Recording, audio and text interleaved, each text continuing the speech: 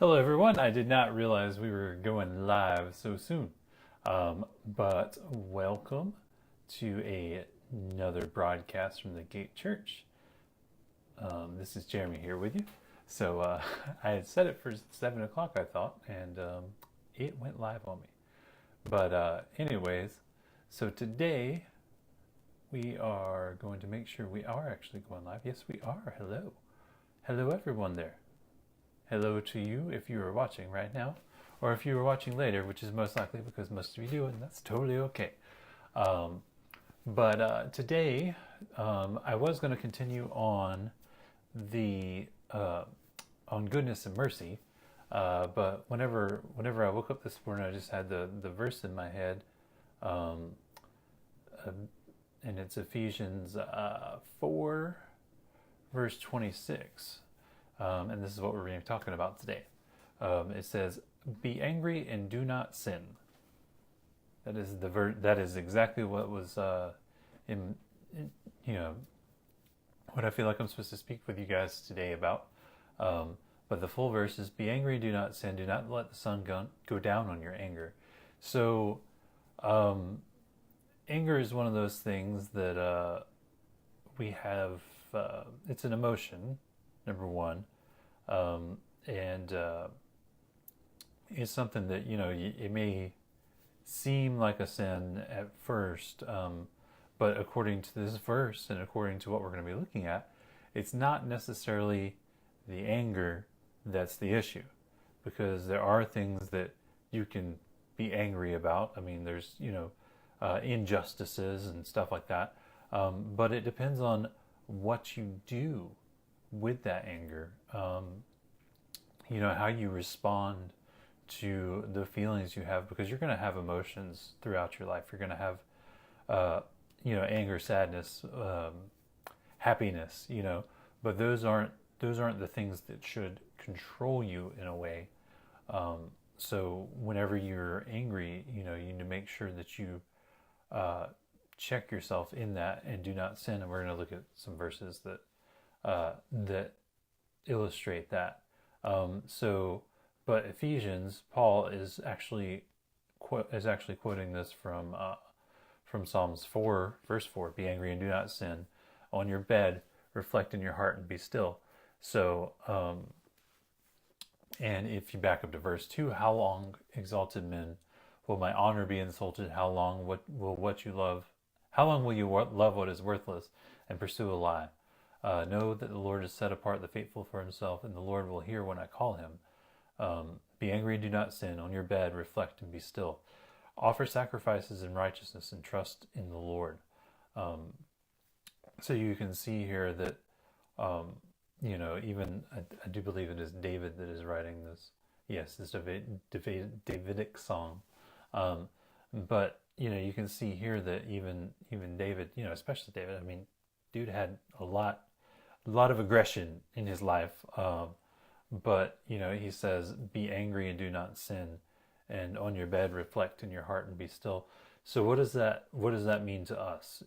So there may be times when you get angry about something, but don't let that anger control you. Don't let that anger be the driving force, that controls what you do. You gotta step back and reflect on the Lord, reflect on what God would have you do in that moment, um, and let God speak to you even in your anger, even in your distress, so that you don't do anything stupid. To be honest, to put it bluntly that way. Uh, so because we have the example of we so like Moses and the rock. We'll just talk about that story for a second. Um, I don't know if you know the story or not, but Israelites are out in the desert. Um, a while before this incident, um, they were playing to Moses about, "Hey, we need some water, we need some food." And so God tells Moses, I do believe he told him to strike the rock the first time, and water came out. And then, so this is sometime later. Um, let's see, it is in Numbers chapter 20, verse 2. Um, that the people quarreled with Moses and said, "What would that we had perished when our brothers perished before the Lord? Why have you brought the assembly of the Lord into this wilderness that we should die here, both we and our cattle? And why have you made us come out from Egypt?" So they're complaining. They're like, "Moses, this is all your fault. We're out of water. We're just going to die here. I wish we would have died a long time ago because, we're out of water." And so Moses and Aaron, they go to God, and then Moses comes back. And God tells him to speak to the rock and let water come out. But Moses is a little ticked off. He's a little angry, and he does something really stupid here. He gets angry with the people, and rather than doing exactly what God says, he says in verse 10, "Hear now, you rebels, shall we bring water for you out of this rock?" And Moses lifted up his hand and struck the rock with his staff twice, and water came out abundantly, and the congregation drank and their livestock. And the Lord said, "Because you did not believe in me to uphold me as holy in the eyes of the people of Israel, therefore you shall not bring this assembly into the land that I have given them." So, you see several times where Moses in here is like ticked off with the people. But in this instance, he lets that anger get to him to such a point to where he disobeys God. And that's really what I'm trying to say and give you guys in this is don't let your anger cause you to miss what God is saying because you're too caught up in your own emotions, you're too caught up in yourself, and you want to justify yourself in some way. We'll go to, and then you guys know the story of Cain and Abel. Same kind of deal. So they have the offering, and then Genesis 4:5. But for Cain and his offering, he had no respect or regard. So listen to the words here. So Cain, well, this is in the Amplified, by the way. So Cain was exceedingly angry and indignant. So he was angry, and he looked sad and depressed. So he was angry, but then there's also the part of acting on that anger, acting it out in a certain way. And the Lord said to Cain, "Why are you angry? And why do you look sad, depressed, and dejected?" So this is one part of it. Okay, so why are you angry? And then, if you do well, will you not be accepted? And if you do not do well, sin crouches at your door. Its desire is for you, but you must master it. So that's the thing with anger, is you can't let it control you. You can't let it take hold of you because that's when you do something that you don't want to. That's when you get into sin, is when you don't take a step back and think about what you're doing and really rely on God to speak to you in that moment and to speak to your heart and to keep you in him. Especially, you should do that every day, but especially whenever you are angry and whenever you have something, the Bible talks about even whenever you have something against somebody or someone has something against you, like Moses and the people, whenever you have something with your brothers, whenever you got beef with somebody, you gotta go fix it. You can't let that anger settle. You can't just hold on to it because then it becomes bitterness and it gets this root inside of you. Now, the other point I wanted to make, though, people go, well, what about Jesus whenever he, made the whips and whipped people out of the temple and all that? And that's why I'm talking about not letting anger control you in such a way, but to be, excuse me, I'm losing the words that I was going to say. But to choose what you're going to do, because sin wishes to rule over you. It wishes to take the place of God in your heart, but you have to control yourself. You actually have the choice to step back and to not act in sin in this way. And let's go to John chapter 2, verse 13. The Jewish Passover was near, so Jesus went up to Jerusalem. In the temple complex, he found the people selling oxen, sheep, and doves, and he also found the money changers sitting there. After making a whip out of cords, he drove everyone out of the temple complex with their sheep and oxen, and also poured out the money changers' coins and overturned the tables. He told those who were selling doves, "Get these things out of here and stop turning my Father's house into a marketplace." And his disciples remembered what is written, "Zeal for your house will consume me." So whenever it comes to justice, whenever it comes to righteousness in this way, or justice, whenever it comes to the right things and the zeal for the Lord in this way, then like anger in itself is not the sin, is the point that I'm trying to make. It's what you do with that anger, because there's sometimes we're like, especially with Israel, where they really test God a lot, especially even with Moses here, whenever he was striking the rock instead of speaking with it, that is, there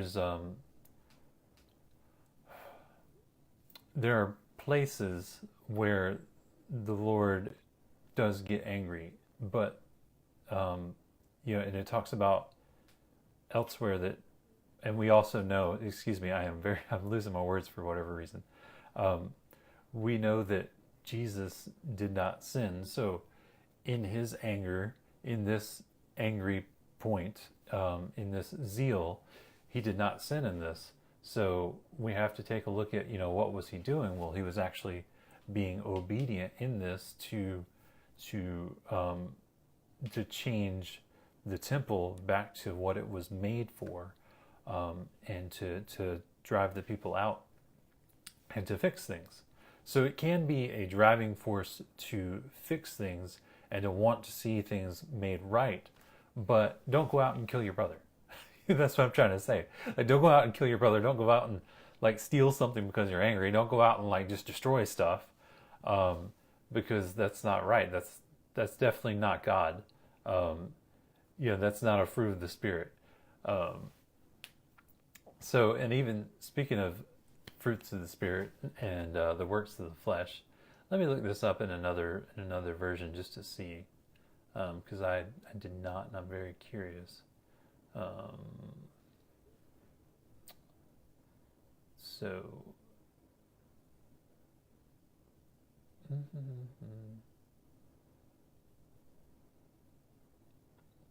Sorry, we're going to look at Galatians 5,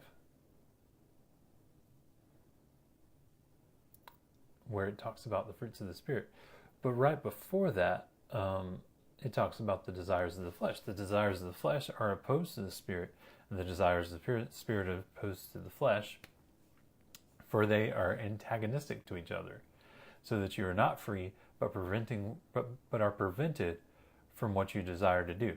So whenever that anger gets to a point to where you let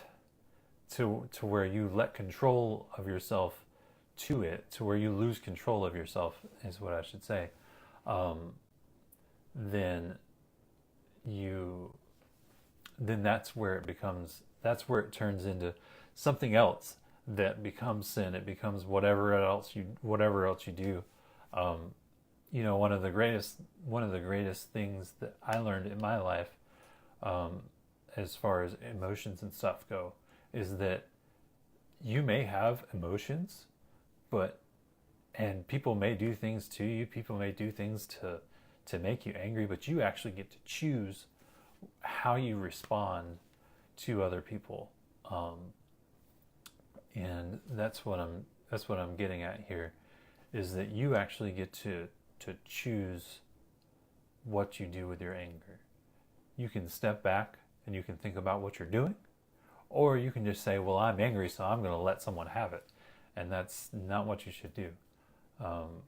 You can step back and reflect on, okay, so why am I angry? Whenever God is speaking to Cain there, he's asking, why are you angry? If you do good, will you not be accepted? So you can actually be angry, reflect on it, do the right thing still, and be okay. But if you let that take you over then you have lost control of yourself, and you will get into sin in that way.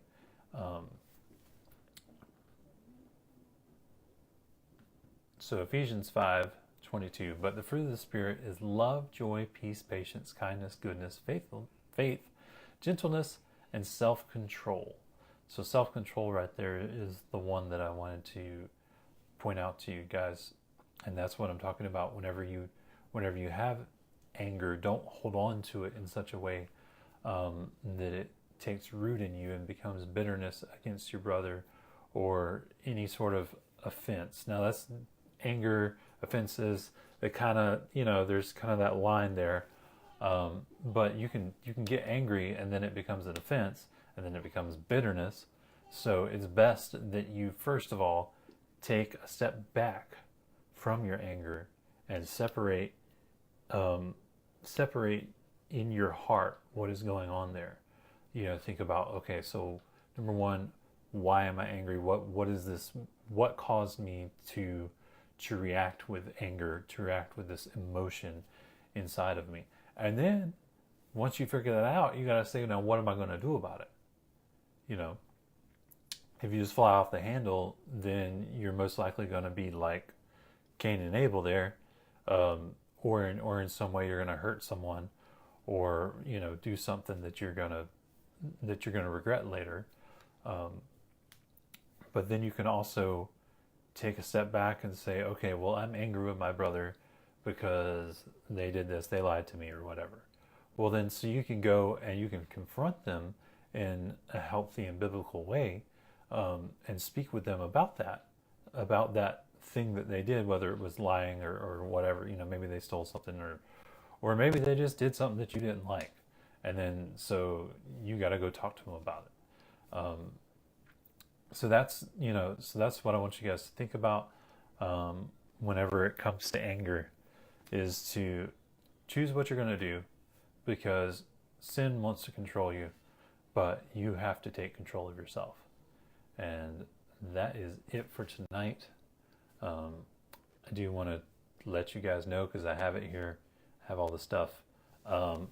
If you're not on the app right now because you're on Facebook or YouTube, download the app. It is the Gate Jacksonville.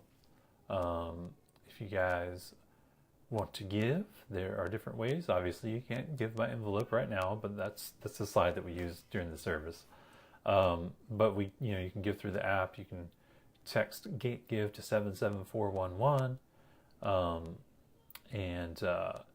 So also School of the Prophets is amazing. It's been happening every Tuesday. There are a lot of good things happening there. You get to learn how to hear God, how to let God speak through you to other people, and it's been great. There's been a lot of good things happening in that. So text Gate GSS to 77411, and then you'll have to once again download the app and create a profile on there, and we will be able to let you into the messaging group, because that's how you get in, is through the messaging group that we have there. But I just want to say, have a great night, and God bless you.